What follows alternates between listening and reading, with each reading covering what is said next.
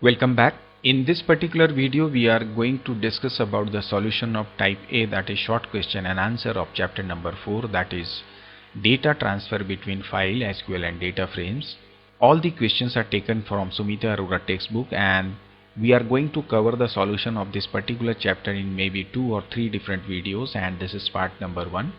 नमस्ते student, this is Sanjay and welcome back to my YouTube channel tech tip now. चलिए सीखते हैं और सीखने के साथ साथ समझते भी हैं। But before that I would like to request you that please subscribe my channel if you haven't yet, and if you really like this video then please don't forget to like and share it as well.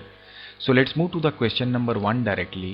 Now it is asking that what are the advantages of CSV file formats. Now we all know that CSV is basically what comma separated values, which is basically what a text file, and आप जानते हैं कि जो हमारी text file होती है which is the most common and most commonly readable file format, और इस वजह से CSV फाइल को या इस टेक्स्ट फाइल को हम किसी भी फ्रंट एंड या किसी भी स्क्रिप्ट या किसी प्रोग्राम के थ्रू डेटा को स्टोर करवाने के लिए इसका इस्तेमाल कर सकते हैं। तो सबसे बेसिक लेवल पे जब हमें किसी रिकॉर्ड को स्टोर करना होता है अपने प्रोग्राम के थ्रू, तो वहाँ पर हम इस CSV फाइल फॉर्मेट का यूज़ कर सकते हैं। हालांकि अब हम CSV की जगह ज़्यादातर बहुत सारे डेटाबेसेस का इस्तेमाल करते हैं, like you all know that MySQL etcetera. But जब बात होती है CSV फाइल फॉर्मेट के एडवांटेजेस की, तो सबसे पहली बात तो ये होती है, it is common to all. We can say it is simple, it is compact and as I said common format for all data storage. The second, we can say it is compatible with all types of spreadsheets. Now spreadsheet is basically, you can say, if you are using Microsoft Office we get MS Excel, and if you use Open Office, there we get an spreadsheet by the name of Calc or Calc. So here in this spreadsheet it can be easily readable, या spreadsheet में भी अगर आप कोई format बनाते हैं तो आप उसको CSV फाइल में सेव कर सकते हैं। तो it is commonly we can say that compatible with all type of spreadsheet. And the third one is what all the databases obviously supports what data exchange with CSV file formats. In the sense, if you are working in MySQL and from MySQL you want to store your data into CSV file, that you can do very easily. Similarly, if you are using SQL server, there also you can convert it. Now the question number 2 is saying what all libraries do you require in order to bring data from the CSV file into data frame. Now here it is just asking that bringing data from CSV to data frame. Now we all know that when we want to use data frame, we take the help of this Panda library. So we mainly use what Panda library for this particular problem. So the next question is now it is asking that you want to read data from a CSV file in a data frame, but you want to provide your own column names to data frame. What additional argument would you specify in read underscore CSV? Now ये बोल रहा है कि जब आप किसी read CSV function, जो कि पांडा लाइब्रेरी का एक फंक्शन होता है जिसकी हेल्प से हम किसी भी CSV फाइल को रीड कर सकते हैं, तो यदि हम CSV फाइल को डेटा फ्रेम में स्टोर करते हैं, तो जब हम उस डेटा फ्रेम को डिस्प्ले करते हैं तो हम अपना खुद का कॉलम नेम डिस्प्ले करना चाहते हैं, तो हम कैसे करते हैं। Now we all know that जब हम किसी भी पैंडा के ऑब्जेक्ट से pd.read underscore CSV को कॉल करते हैं, तो इसमें हम सबसे पहले एक फाइल का पाथ मेंशन करते हैं जो CSV फाइल पाथ होती है, एंड देन अगर आपको अपना खुद का कॉलम नेम चाहिए तो उसके लिए हम यूज़ करते हैं नेम्स एट्रीब्यूट का, और इसमें एक लिस्ट डिफाइन करते हैं जहाँ पे हम बोलते हैं sequence of column names, in the sense जो भी आपको कॉलम नेम डालना है लाइक रोल नंबर नेम, उसका पूरा सीक्वेंस आप यहाँ पे डाल सकते हैं।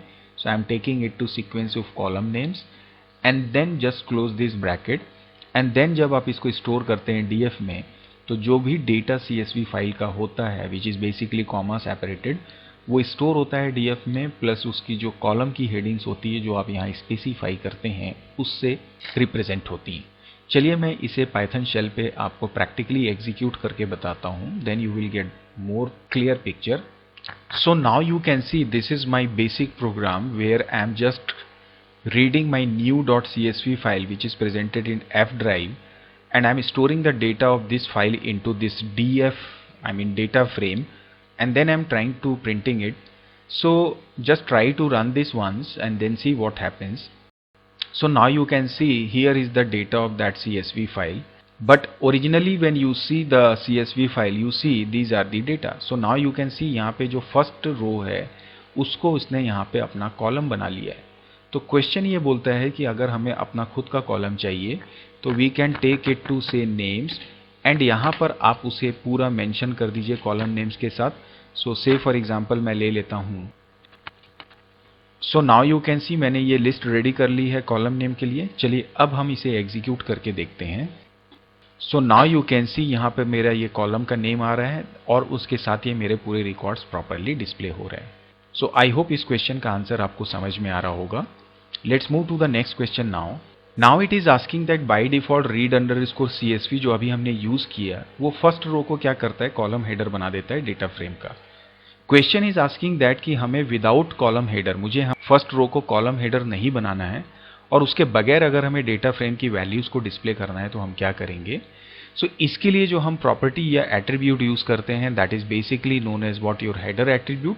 तो जब हम इसे लिखते हैं तो we can write in this way like df equal to pd dot when we take this read underscore CSV। इसके अंदर हम फाइल का पाथ मेंशन करते हैं जिस CSV फाइल की हम बात कर रहे हैं, प्लस यहाँ पे हम मेंशन करते हैं header equal to none. So that what happens कि जब जो डेटा फ्रेम के रिकॉर्ड्स होते हैं वो विदाउट कॉलम हेडर डिस्प्ले होते हैं। चलिए इसे एग्जीक्यूट करके देखते हैं। Now here in this program what I do here कि मैं यहाँ पे हेडर ले लेता हूँ और उसे नन कर देता हूँ। So let's try to run this now. So now you can see the data is coming properly, जहाँ पर कि हमारे फर्स्ट रो को इसने कॉलम हेडर अब नहीं बनाया है, एज ए कॉलम हेडर इसने इसकी इंडेक्सिंग कर दी है। So this is how we can get the answer of this particular question. So let's move to the next question now. Now here it is asking that read underscore CSV, actually it should be underscore। ये जो हमारा method होता है या function होता है उससे अगर हमें टॉप 10 रोज को रीड करवाना है तो उसके लिए हम कौन सा एट्रीब्यूट यूज करते हैं या कौन सा आर्ग्यूमेंट यूज करते हैं। सो ऑब्वियसली यहाँ पर हम यूज करते हैं आर्ग्यूमेंट जिसका नाम होता है nrows, और इसमें हम क्या करते हैं अपनी वैल्यूज को डिफाइन कर देते हैं विथ रीड अंडरस्कोर CSV के साथ में। सो चलिए इसे भी मैं एग्जीक्यूट करके आपको दिखाता हूँ पाइथन शेल पे। Now here what I do, मैं यहाँ पर nrows को स्पेसिफाई कर देता हूँ और उसमें वैल्यूज ले लेता हूँ 2, then see what happens. Let's try to run this. Now you see पहले ये 3 रिकॉर्ड्स को डिस्प्ले कर रहा था, अब जब मैंने nrows 2 कर दिया है तो it is showing you only 2 records. So this is how we can use this nrows. Let's move to the next question now. Now here it is asking that write command to store data of data frame MDF into a CSV file which is mydata.csv, and we have to specify the separator character as @. Now first of all we all know that read करने के लिए तो हम लोग use करते हैं read underscore CSV।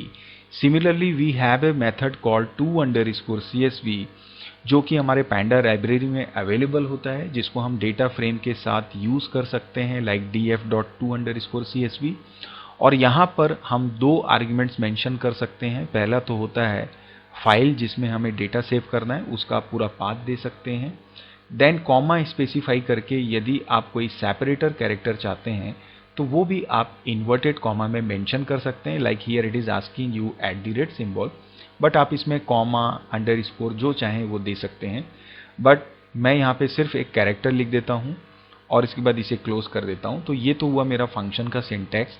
Basis on this इस question का जो आंसर होगा वो ये होगा कि यहाँ पर ये बोल रहा है कि मेरा डेटा फ्रेम का नाम MDF है।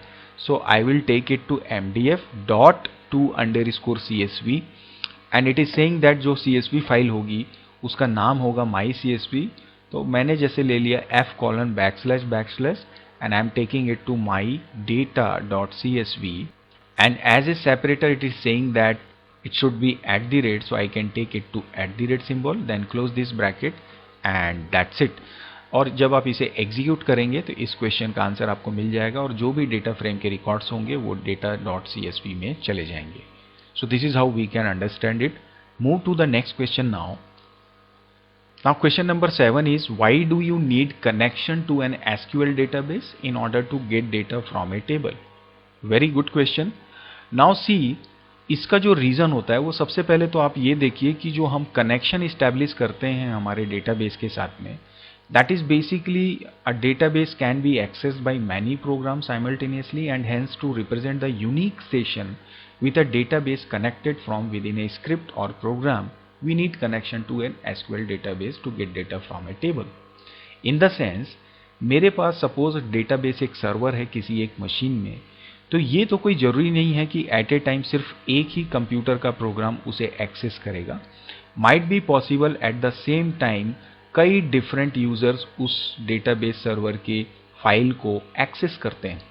इस दौरान अगर मैं इन सब के साथ सेपरेट कनेक्शंस प्रोवाइड नहीं करूंगा तो हो सकता है डेटा एम्बिग्यूटी हो और आपको प्रॉपर रिस्पॉन्स ना मिले, as well as security of data भी फेल हो जाए. इन दिस पर्टिकुलर सिचुएशन हम हमेशा क्या करते हैं, इंडिविजुअली हर एक प्रोग्राम के लिए डेटाबेस सर्वर के साथ एक कनेक्शन इस्टेब्लिश करते हैं जो कि प्रोवाइड करता है एक यूनिक सेशन. तो उस दौरान इसकी जो पाइपलाइन होती है उसमें एक ही टाइम पे सेपरेट डेटा जा रहा है और इसकी दूसरे प्रोग्राम की सेपरेट पाइपलाइन रेडी होती है. इसी तरह से सबकी सेपरेट पाइपलाइंस रेडी होती है. जिस तरह से जब आप कोई वेबसाइट ओपन करते हैं और उस दौरान जब आप अपना मेल आईडी से लॉगिन करते हैं तो आपका एक सेपरेट सेशन उस पर्टिकुलर मेल सर्वर के साथ स्टार्ट हो जाता है. तो this is what the reason of to establish the connection to an SQL database to get data from a table. Now the next question is what is PyMySQL library of Python. Now we all know that PyMySQL is basically popularly you can say known as what database connector, और इसका काम वही होता है कि जो हमारा programme होता है और जो हमारा डेटाबेस सर्वर होता है उन दोनों के बीच में लिंक इस्टेब्लिश करना, सो दैट यहाँ की इंफॉर्मेशन यहाँ जाए और यहाँ की इंफॉर्मेशन यहाँ आए विदाउट एनी प्रॉब्लम. और उसके जो भी ज़रूरत के प्रोटोकॉल्स होते हैं, रूल्स एंड रेगुलेशंस होते हैं, वो ये PyMySQL आपको मैनेज करके देता है. Now move to the next question. Now what all library do you require in order to interact with MySQL database and data frame from within Python? So first of all we all know that Panda is needed. और जब आपको data read करना होता है MySQL server से तो MySQL.connector की जरूरत पड़ती है. और ऑब्वियसली अगर आपको डेटा फ्रेम से MySQL में डेटा सेंड करना चाहते हैं, in the sense you want to write, so there we use this PyMySQL. So this is what this connector is for reading, and this PyMySQL we use for writing, and Panda is obviously for your data frames. Now the next question is, what additional argument do you need to specify in to_SQL so that old data of MySQL table is retained? Now first of all, this to_SQL which is a method जिसको use करके हम हमारा जो data frame है उस data frame का data को जो भी हम टेबल यहाँ पे मेंशन करते हैं उसमें हम सेंड कर सकते हैं. और यहाँ पर हम इसमें बेसिकली दो आर्ग्यूमेंट्स लेते हैं, जैसा पहला तो मेरा टेबल और दूसरा होता है हमारा कनेक्शन. इसके बाद में क्वेश्चन ये बोलता है कि अगर हम इस तरह से डेटा को भेजना चाहें कि मेरा जो टेबल में एग्जिस्टिंग डेटा है वो एज इट इज़ रहे, प्लस जो नया डेटा है वो उसमें चले जाए, तो इसके लिए हम क्या करते हैं, यहाँ पर एक आर्ग्यूमेंट यूज करते हैं जिसे हम बोलते हैं if_exist. तो मैं पहले इस ब्रैकेट को यहाँ से हटा देता हूँ.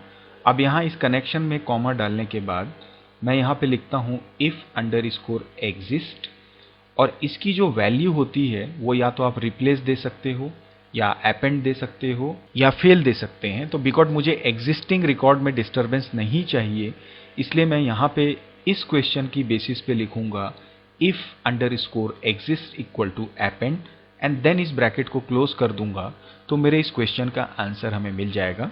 सो मैं सिंटैक्स को थोड़ा प्रॉपरली आपको लिख के दिखा देता हूं. So this is how we can write this syntax. And यहाँ पर मैंने मिस्टेक ये की कि इसे अपेंड को भी मुझे यहाँ पर इन्वर्टेड में डालना चाहिए था, और इस एग्जिस्ट में एस भी इंक्लूड आप जरूर कर लेंगे. So let's move to the next question now. Now here it is asking you to if query is string storing and SQL statement, write statement so that the data is fetched based on query from SQL my data.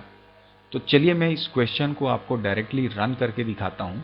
Actually हम क्या करेंगे, एक variable ले लेंगे QRY जिसमें कि हम string store करेंगे. से for example select star from my any name, जैसे टेबल का नाम मैंने ले लिया बुक, और उसके बाद में डेटा को रीड करने के लिए जो फंक्शन हम यूज करते हैं that is your read underscore SQL, और इसको हम प्रीफिक्स करेंगे अपने पैंडा लाइब्रेरी के ऑब्जेक्ट के साथ में। एंड इसके बाद में यहाँ पर हम इस क्वेरी को कॉल करेंगे प्लस जो भी कनेक्शन हमने इस्टेब्लिश किया है वो ले लेंगे, और उसके बाद फाइनली इसे हम डेटा फ्रेम में स्टोर कर देंगे and then finally we can take the print of this DF. यहाँ पर एक बात मैं आपको बता दूं, हमें जरूरत पड़ेगी किस लाइब्रेरी की, mysql.connector लाइब्रेरी की, एंड ऑब्वियसली पैंडा तो हमें लेना ही लेना है। तो चलिए इसे हम पाइथन शेल पे रन करके देखते हैं। तो आप देख सकते हैं पहले मैंने लाइब्रेरी ले ली पैंडा की पीडी, फिर कनेक्टर की एसक्यूएलटी ले ली, उसके बाद मैंने एक कनेक्शन बनाया है, कनेक्शन ऑब्जेक्ट बनाया है आई शुड स्पीक, और यहाँ पे मैंने बोला इसका होस्ट क्या है, यूज़र नेम क्या है, पासवर्ड क्या है, साथ ही साथ मैंने अपना डेटाबेस स्पेसिफाई किया है लाइब्रेरी जिसके अंदर जो टेबल है बुक उसका डेटा मैं एक्सेस करना चाह रहा हूँ। तो मैंने यहाँ पे सेलेक्ट स्टार फ्रॉम बुक इस क्वेरी में स्टोर कर दिया है एंड देन मैंने रीड एसक्यूएल के थ्रू इस क्वेरी को कॉल किया और इसके डेटा को मैंने सेंड कर दिया डीएफ में एंड देन फाइनली मैं उसे यहाँ पे प्रिंट कर रहा हूँ। चलिए अब हम इसे रन करके देखते हैं। सो नाउ यू कैन सी हमारे बुक का पूरा डेटा हमारे डेटा फ्रेम में आ चुका है और वो यहाँ पे प्रॉपरली डिस्प्ले हो रहा है, बिकॉज हमारे टेबल में जो बुक टेबल हमने रेडी किया था उसमें हमारे कॉलम्स के नेम ऑलरेडी एग्जिस्ट कर रहे थे, इसलिए हमारे डेटा फ्रेम में वो जो टॉप रो है वो इन कॉलम नेम्स की बेसिस पे यहाँ पे डिस्प्ले हो रही है। सो नाउ आई होप कि ये सारे क्वेश्चंस के सॉल्यूशंस आपको प्रॉपरली समझ में आ रहे होंगे with concept. So that's it for this session. मिलते हैं नेक्स्ट सेशन में नए सॉल्यूशंस के साथ में। Till then keep practicing, keep learning and thank you for watching this video.